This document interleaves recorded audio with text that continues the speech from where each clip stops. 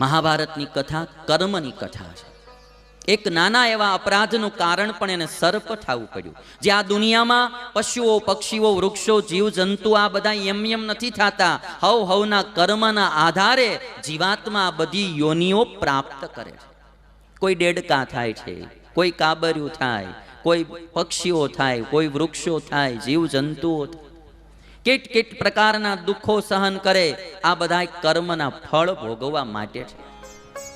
આપણા શાસ્ત્રનો સિદ્ધાંત છે કે એક મનુષ્ય જન્મમાં 84 લાખ પ્રકારના શરીરો, એમાં એક મનુષ્ય જન્મમાં કરેલા કર્મોના ફળ ભોગવવા માટે બાકીના 83,99,999 જન્મ કર્મ ફળ ભોગવવા માટે છે.